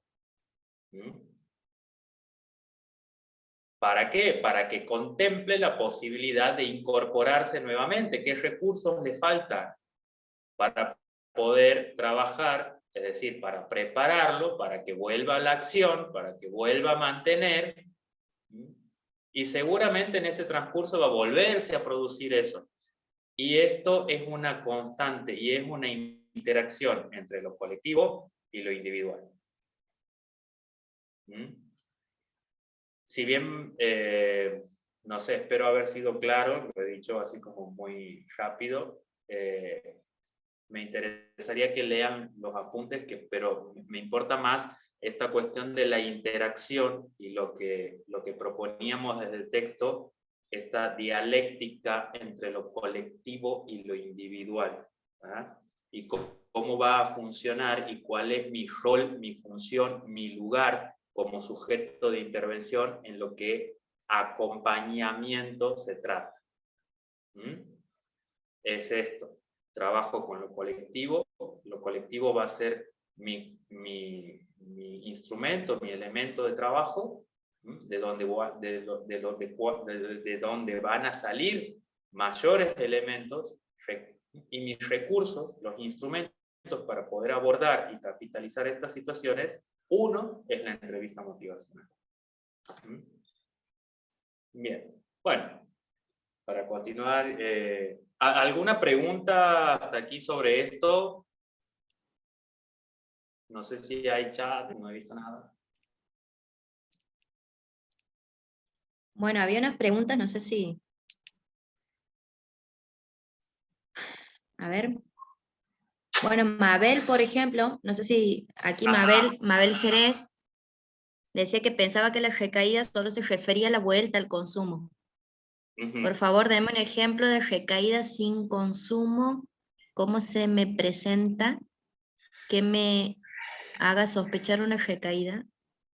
Y a ver, en muchos contextos te lo pongo en un ejemplo de contexto de rehabilitación.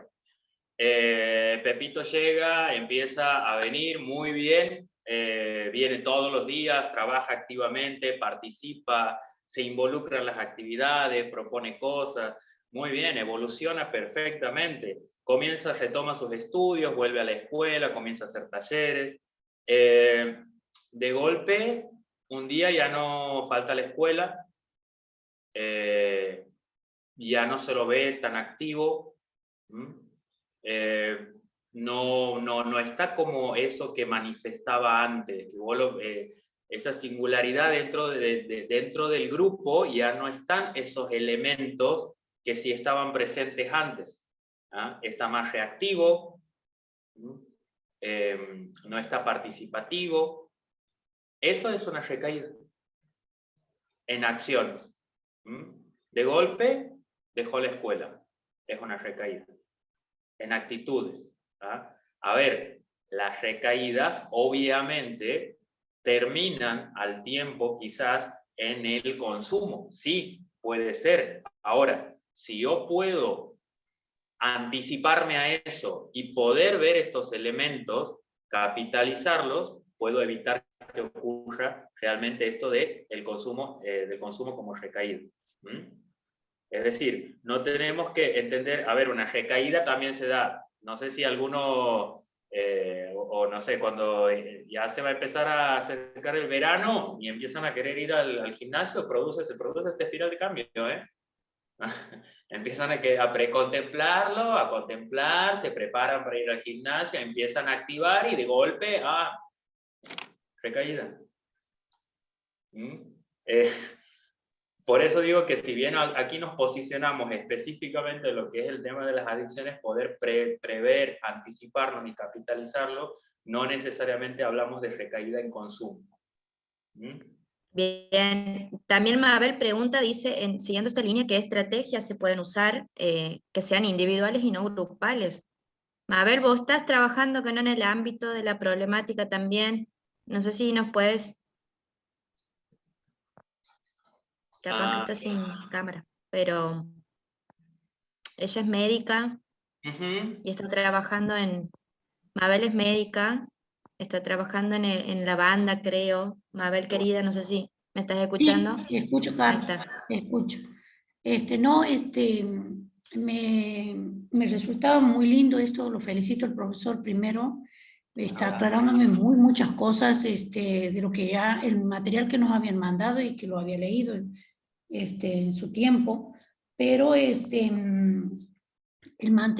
me parece que es muy duro el mantenimiento de las recaídas, el mantenimiento, vamos a decir, del paciente, la duración, y me parece que ahí es cuando más está expuesto el paciente en esta etapa de mantenimiento. Y después de la recaída, es como que me crea a mí como, no sé, a mí en forma personal como un estado de frustración difícil de llevarlo.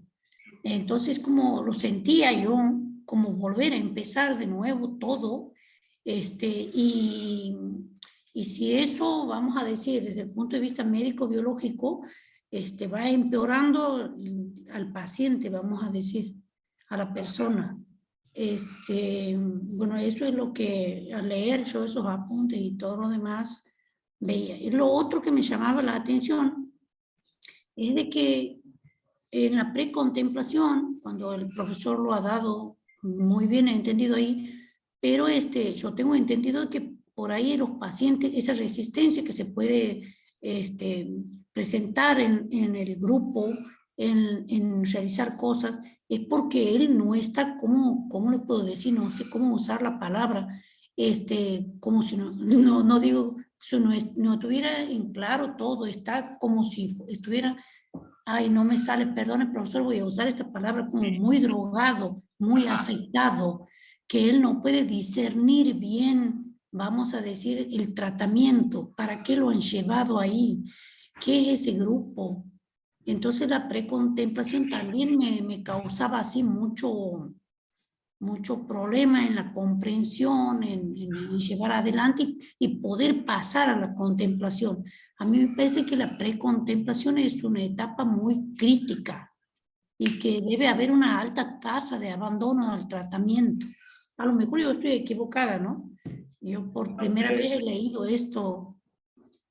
Sí, Mabel, y muy interesante tu pregunta y la verdad que abre muchísimas aristas para trabajar. Sobre todo, y también a lo que hacía alusión, que esto sí lo van a ir desarrollando con el tiempo, cuando vean, muchas veces, y en realidad es en un gran porcentaje, el primer estadio, cuando empezamos con el proceso de cambio, en la precontemplación, le es más severo y más duro a la familia atravesarlo. Para contemplar que realmente hay un problema, es decir, el primer espiral lo empieza la familia o el círculo afectivo directo. Una vez que podemos realmente, en muchos de los porcentajes de casos, trabajar un fortalecimiento en el acompañamiento en medida de lo posible, y si no, trabajar con las redes de trabajo para que funcionen desde este lugar, es cuando apuntamos recién a la persona. Lograr una estabilidad medianamente, a ver, una persona que se encuentra con un consumo incipiente, y esto, si bien las cuestiones clínicas no me voy a meter en ese terreno, no son mis competencias, pero sí entiendo que para lograr realmente una adaptación y una incorporación a un contexto de tratamiento terapéutico eficaz, siempre es importante tener la estabilidad de la persona, mínimamente estabilidad clínica. Entonces, la precontemplación en muchos casos va a ser desde la familia o de los acompañamientos para lograr una internación para una desintoxicación, que eso se pueda mantener para que precontemplar una derivación a un proceso de tratamiento. ¿Me explico? Profesor, Sí. buenas tardes, perdone que lo interrumpa, pero tiene que ver con este momento y estaba pensando en estos estadios y un poco, bueno, por lo que he tenido una experiencia cercana y pensaba que esto puede llevar años también, o sea, la precontemplación de parte de la persona que padece de la adicción, por ejemplo, puede estar precontemplando su situación durante años. A ver, voy a ir a un ejemplo concreto.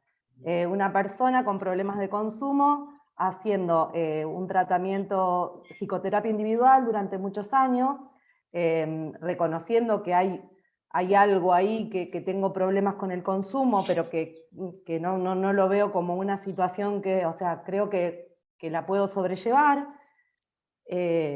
Cambia de terapeuta, va, viene, hasta que llega un momento en donde empieza a haber cierta contemplación. Pero digo, esto muchas veces se puede dar fuera de una comunidad terapéutica y puede llevar años también. Sí, sí, por supuesto. Por eso digo que no es un proceso acabado, sino que es circular y sí, es una constante. A ver, o sea, no es algo que se va a resolver y no es que, bueno, llegamos a un momento y listo, hasta aquí llevamos y nunca más. Las personas que atraviesan por estas circunstancias es algo con lo que van a estar y van de algún modo lo van a transitar toda su vida. ¿Por qué? Porque siempre va a estar latente una recaída en consumo, siempre lo va a estar.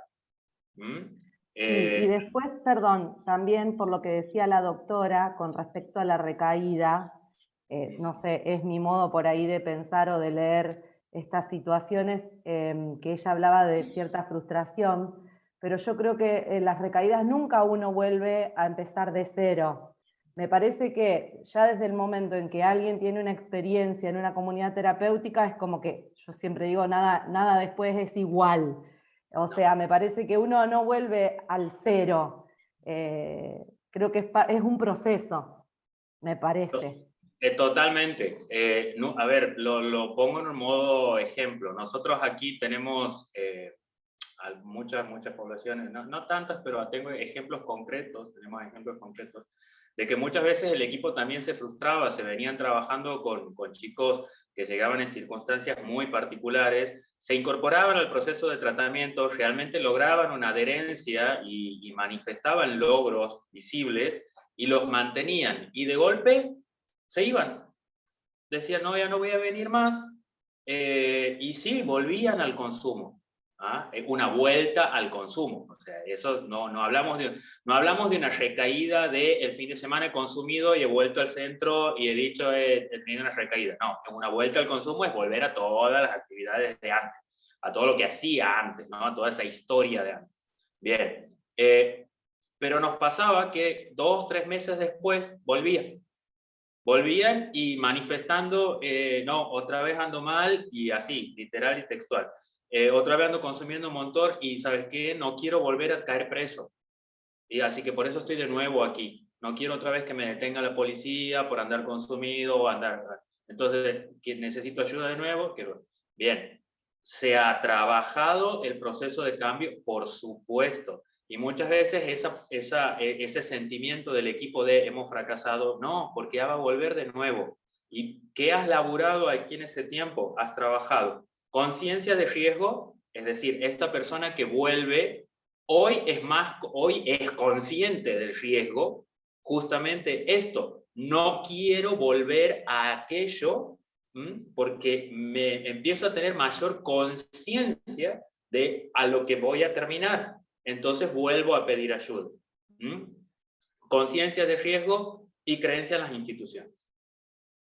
2 factores fundamentales, y eso se ha trabajado en ese periodo en el que ha estado. ¿Me explico? Entonces, si uno obviamente esto tiene que ver con la particularidad y el caso a caso, pero lo pongo de ejemplo a modo de que se entienda de que no, el espiral nunca vuelve hacia atrás, no se retrocede, porque siempre alguito se ha logrado hacer. ¿Ah? Obviamente que en el proceso y en el mantenimiento y en la concreción de objetivos, lo ideal, el éxito de un tratamiento vendría a ser, sí, la reinserción absoluta de la persona con todas sus habilidades sociales y demás. Pero la eficacia del tratamiento tiene que ver con esto que digo. ¿Ah? Poder lograr objetivos a corto plazo que garanticen medianamente que la persona pueda ser consciente de sus actos o aumentar la conciencia de riesgo y principalmente empezar a confiar en las instituciones, que es algo que con la población específica, y en este caso hablo de población específica, ¿no? Hay otras cosas, pero una de las características que tienen es la desconfianza en las instituciones, como para ponerlo de alguna forma. Bien.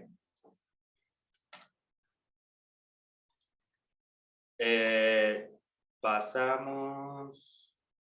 Bueno, ¿cómo estamos de tiempo? Y estamos ahí, ponerle que podríamos tirar unos 5 minutos más porque si no hemos conectado un ratito más tarde. Bueno, me van a matar, lo que pasa es que a mí siempre me pasa lo mismo, entro en bucle y me voy.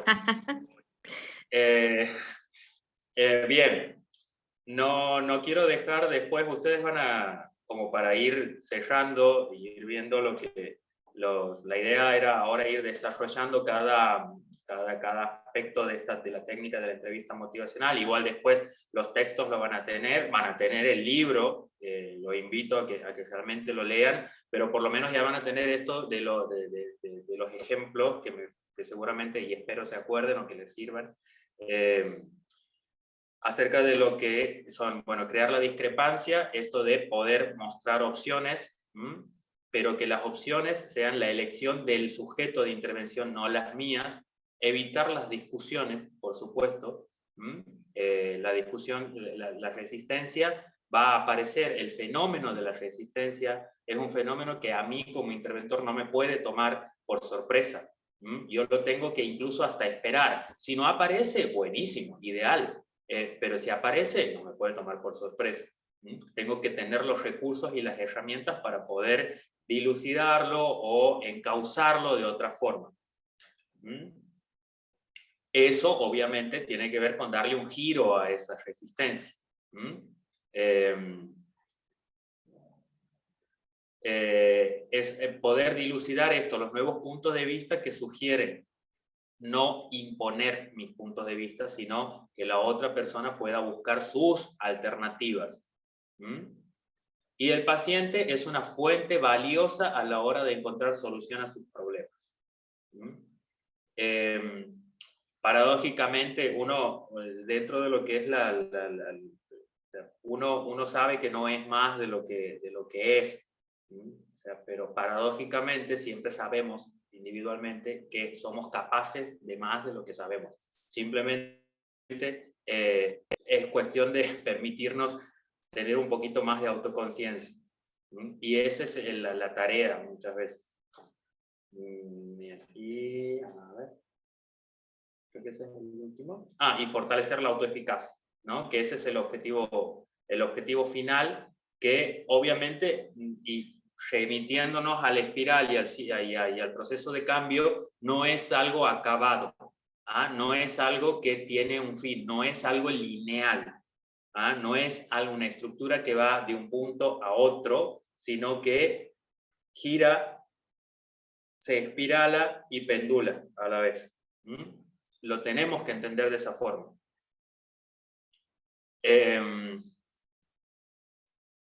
Bien.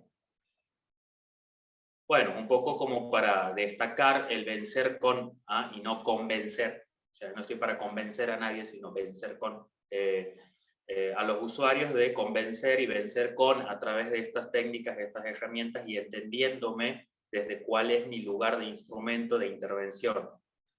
Ofrecerme como modelo de referente es hacerlo con él, no hacerlo por él. Registrar y ayudar a desplegar las capacidades creativas, capacidades manifiestas y latentes. Lo manifiesto y lo latente tiene que ver con los vectores del cono. Lo latente es lo que es la autopercepción desde la precontemplación, desde el lugar del deseo de cambio, desde la motivación al cambio. Lo manifiesto es lo que va a emerger de ese proceso. Y mi tarea es capitalizarlo para poder elaborarlo, resignificarlo, devolverlo y poder encontrar soluciones creativas y alternativas. Aplicando, obviamente, una mirada objetiva. Para esto y en los demás módulos van a ir trabajando por, sobre todo, evitar las subjetividades. Mi tarea no es interpretativa de los fenómenos, no es que yo estoy para interpretar qué es lo que ocurre entre las partes, sino para acompañar a que cada uno haga sus tareas. Las interpretaciones, las devoluciones, todo eso será a cargo quizás de las personas, o sea, de los profesionales más idóneos en el tema, en este caso psicólogos, por ejemplo. Por eso siempre se tiene que trabajar en un equipo interdisciplinario acerca de las interpretaciones y las devoluciones, pero mi tarea como intervención no es interpretar el fenómeno, y mucho menos dar una devolución subjetiva de mi interpretación.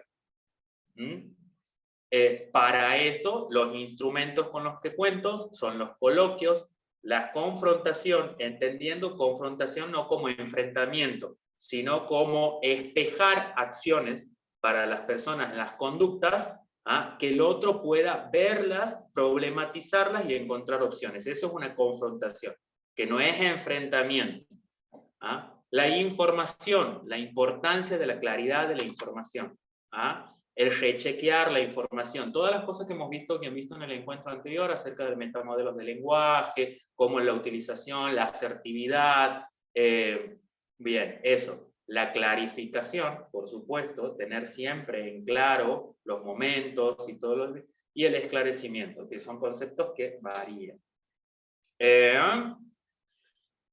No manejar información con inmediatez, no anticiparme a las cosas, no creamos en ese caso, porque muchas veces las ansiedades aumentan cuando uno se siente en la responsabilidad de creer que uno es el héroe y por lo tanto yo tengo que proteger a las personas, y muchas veces me anticipo, me cargo de ansiedad, y eso no es bueno, primero para mí.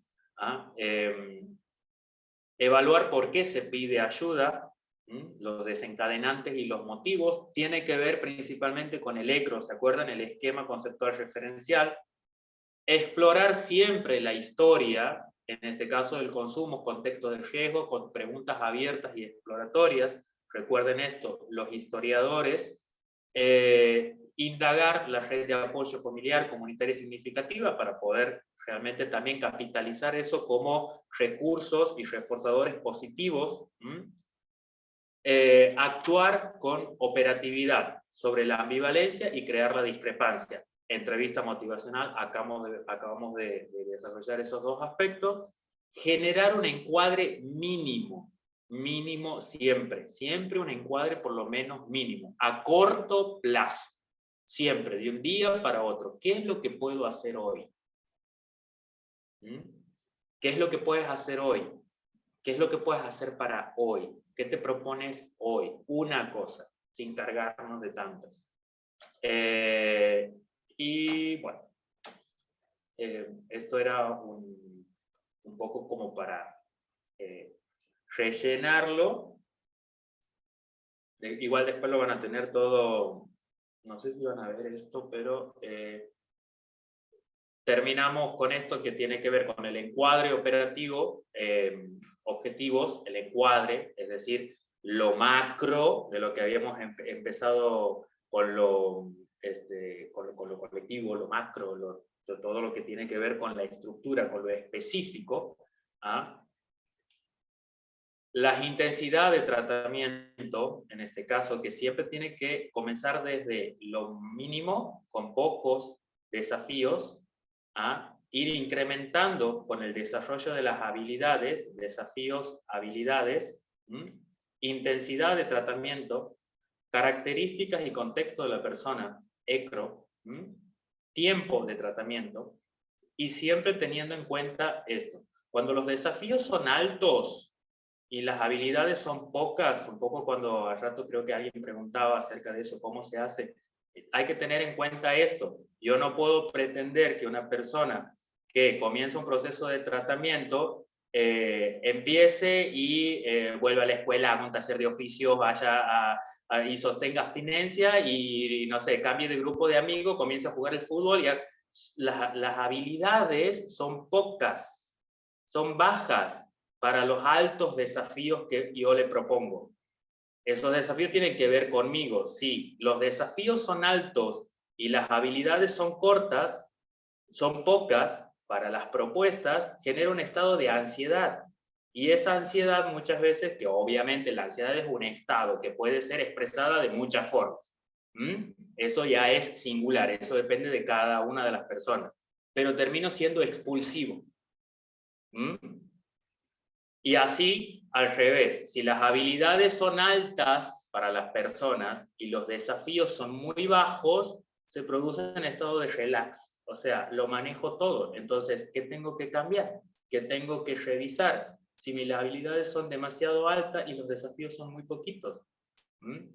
Entonces, ir trabajando e ir entendiendo esta construcción dialéctica de intervenciones en un proceso de motivación al cambio con los elementos emergentes implica tener en cuenta esto, que es, aumenta la intensidad de tratamiento, entendiendo las características del sujeto, utilizando las herramientas, los desafíos, pero con el desarrollo de habilidades, rehabilitación, habilidades, no quiera rehabilitar, no es dejar de consumir, sino es revisar las habilidades, fortalecerlas, trabajarlas, desarrollarlas o descubrirlas en muchos casos, para que se produzca un estado de mantenimiento constante que vendría a ser el flujo en el cual la persona se encontraría. Y si logramos esto, vamos a poder lograr realmente un estado permanente, pero no quiere decir que con esto resuelto, porque vuelvo a repetir que va a ser una constante, pero si hay lo suficientes, se logra sostener y mantener los logros en el proceso, es ahí cuando podemos hablar realmente de éxito de tratamiento. Comienza la intervención, tiene que ser alta, la intervención por parte de un equipo tiene que ser alta porque los desafíos van a ser altos, pero teniendo en cuenta las singularidades dentro del marco, pero paradójicamente también a mayor recurso del sujeto, menos institucionalización o empieza a decrecer a la percepción o la intervención institucional o de un equipo terapéutico. He hablado rápido y no sé si me he enterado, pero tenía que terminarlo. Igual van a tener todo el texto y demás, y bueno, véanlo, invitados a lo que quieran, preguntas, dudas, y no sé, Caro. Se me secó la garganta. Perfecto, perfecto, gracias, gracias. Te dejamos respirar unos segundos, porque es velocidad. Habilitamos ahora 2 minutitos como para llegar hasta las 7:10, 2 minutitos de alguna consulta en específico con estas últimas diapos, alguna duda, algo que tal vez, recuerden también que en plataforma se habilita el espacio de consulta donde los profes después pueden ver lo que preguntan y les contestan en los comentarios, como para que se interactúe más de la plataforma, pero si ahora alguno desea, la verdad que tremendo la calidad de la disertación de hoy y el contenido. Mira, no sé si alguno quiere decir algo, tal vez una opinión sobre la clase.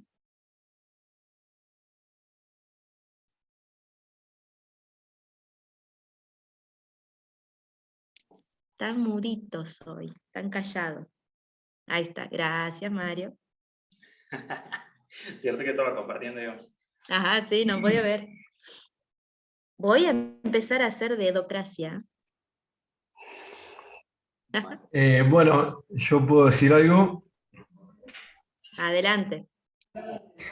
Bueno, muy rica la charla, muy claro todo, Mario. Me sentí identificado en un montón de aspectos, en un montón de situaciones. Yo hice un tratamiento en Ailén a partir del año 2012 y no solamente... Claro, no solamente fui pasando por todos esos aspectos que fuiste mencionando, recaída en actitud, recaída, vuelta al consumo y hasta sostener esto que hoy estoy logrando desde hace ya 6 años, que bueno, y me sigo considerando una persona de riesgo, ¿no? Como para ponerle en esto que decías al final, que bueno, me parece súper interesante porque tiene que ver con algo que también dijo alguien de ahí, no sé si era Sofía, que esto es un proceso, ¿no?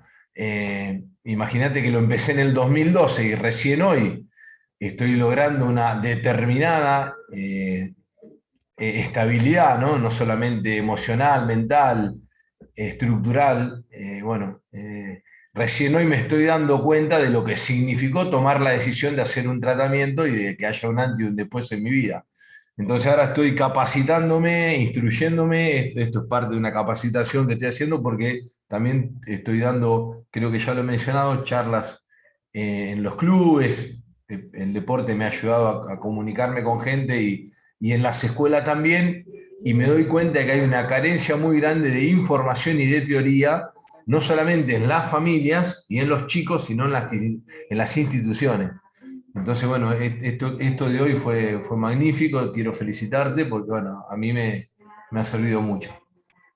Muchísimas gracias, muchísimas gracias. Sigues incrementando tus habilidades, pero poniéndolas bien, y eso está bueno, ¿eh? O sea, todos tenemos que estar en un estado constante de flujo, porque si no, ¿qué vamos a hacer? Sí. Cada uno con sus deseos, con lo que uno quiere, con sus gustos, pero buscándolos constantemente. Y eso es lo que ese es el mantenimiento real. Exacto. Gracias. No, por favor.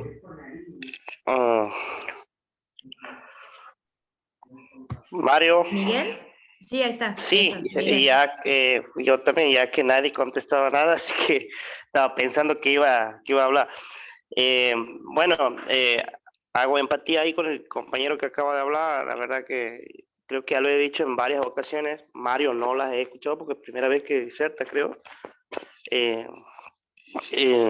Bueno, a mí me pasó lo mismo que el compañero. Yo también he hecho un tratamiento y escuché escuchando todo lo que han dado hoy en la clase, la verdad que puedo más que dar fe de todo lo que ha dicho Mario, porque ha sido muy fructífera la clase de hoy y me he sentido representado en muchas cosas, pero también después de haber hecho el tratamiento, todavía es como que había cosas que no me cerraban o que las veía de una manera y hoy, haciendo el curso, como que se clarifican.